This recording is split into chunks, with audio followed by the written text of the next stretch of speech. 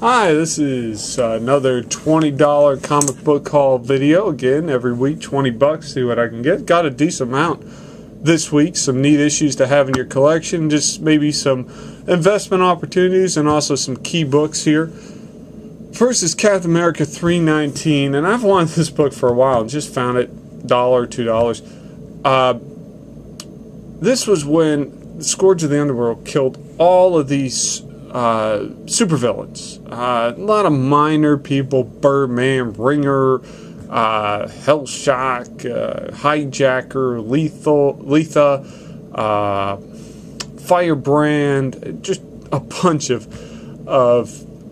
different characters who really weren't that popular to begin with. But it's a fun book, and I hate to say that for a massacre, but it's a really interesting book. That whole storyline was really interesting. In the mid-'80s, this character Scourge went around and just he'd pop up in a different book and kill a minor villain, and this is kind of the climax of it all, and then ends with 320. But a good book to have in the collection, and kind of one of these things, conversation pieces, and for a couple of dollars worth having. Next, this is kind of an investment. This is Robin 24.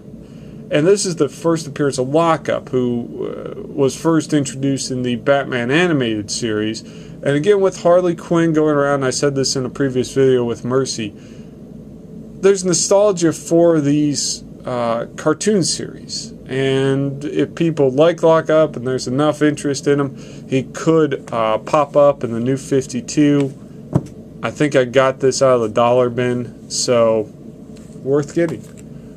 Superman number 4, couple first appearances. First, the guy on the cover, Bloodsport, for his first appearance. Second, it is the first appearance of Maggie Sawyer, who again was in the animated series a bunch and was on the Metropolis Police Squad, and then wound up on the Gotham Squad. With the Gotham series coming out, there's a good chance she could show up there.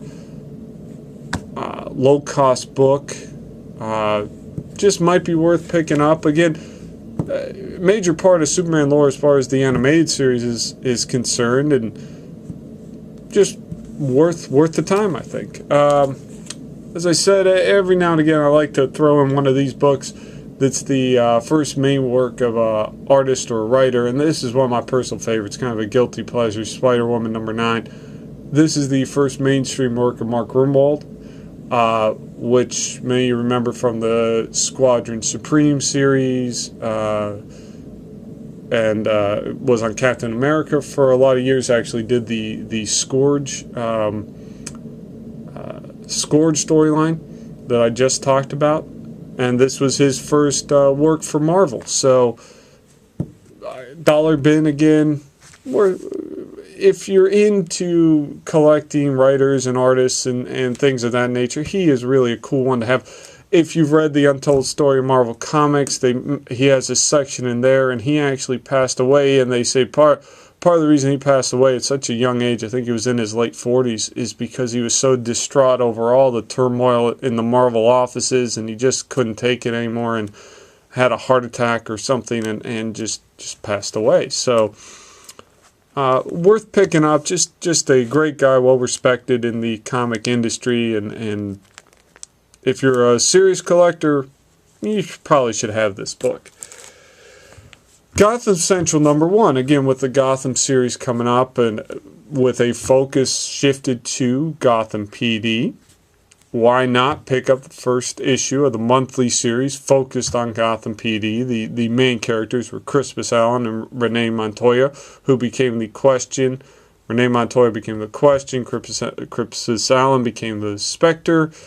A fun read. I mean, really. Ed Brubaker did it, and Greg Rucka. I mean, it's just a great series anyway, but for a couple of dollars you get a really cool read, and you get a book that might have some value down the line. It's related to Batman, which is always a good investment, so worth looking for.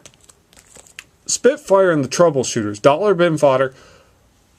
But here's the thing, I've noticed as of late, if you look at handbooks and different things and you see characters that you wouldn't expect having a article or a mention in them. They maybe Marvel has plans for them down the line, and you could see this with Rocket Raccoon pops up in some of these official handbooks. The Big Hero 6 had different articles in the, what was it, 2010, 2011 hardback Marvel books. And so Spitfire and the Troubleshooters, one character in particular, Chrome, had a huge article in one of the Marvel hardcover handbooks. So who knows if Marvel has plans for her? That came out a couple of years ago. She first appears here. Maybe the whole team has something. You never know. So again, on a hunch, maybe worth the pickup.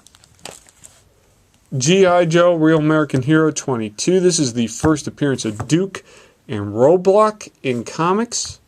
Major characters. Channing Tatum plays Duke, and The Rock plays Roadblock. For a couple of bucks, worth picking up, putting in a long box with probably more movies down the line. Who knows?